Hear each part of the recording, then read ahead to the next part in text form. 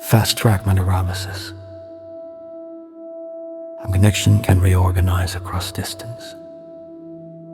Why awareness arrives asymmetrically, and why thresholds matter. Most human change does not begin with questions.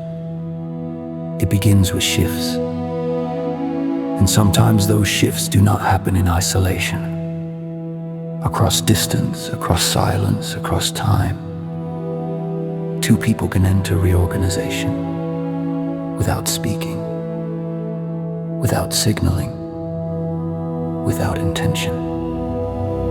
FTM refers to this as distant state convergence.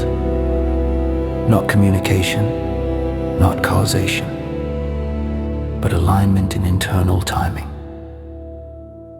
In this case, two individuals miles apart experience movement through different channels within the same window of time. One experienced embodiment, presence, smell, touch, comfort. A sudden relocation of awareness followed by an abrupt snap back into waking orientation. The other experienced no imagery at all. Instead, there was clarity, reorientation, a quiet emergence of direction. I didn't ask questions, things just came to me. How I feel and what I want. Same movement, different interface. FTM does not require symmetry to recognize connection.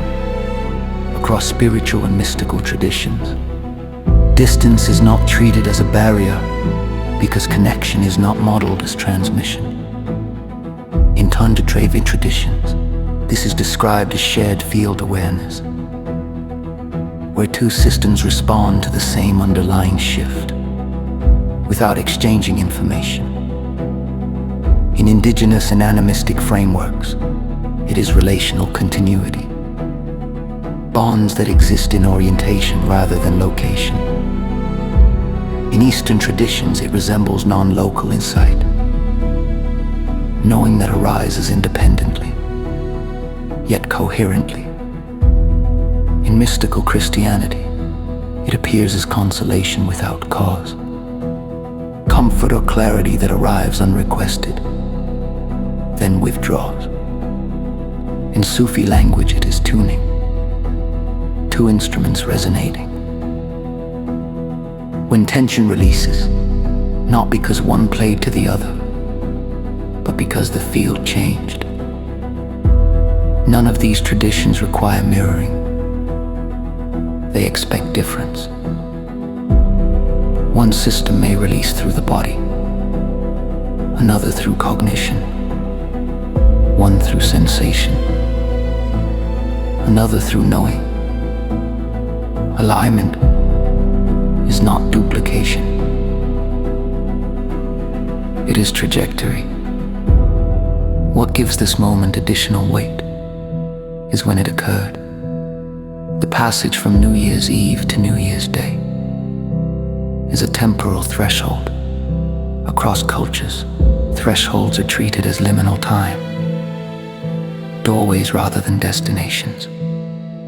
At thresholds, old narratives loosen. Identity becomes less rigid. Resistance drops. Reorganization occurs without force in psychological language. The brain treats temporal boundaries as reset points. In spiritual language, the veil thins. In symbolic language, the system crosses. FTM does not claim the calendar caused the experience. It recognizes that thresholds lower resistance, that makes shifts more likely to surface. Not because they are summoned, but because they are no longer held down. This also explains the startle. For a brief moment, continuity broke. Orientation had to be re-established. The snapback was not fear of what occurred, but the nervous system reasserting here. These moments do not ask to be believed.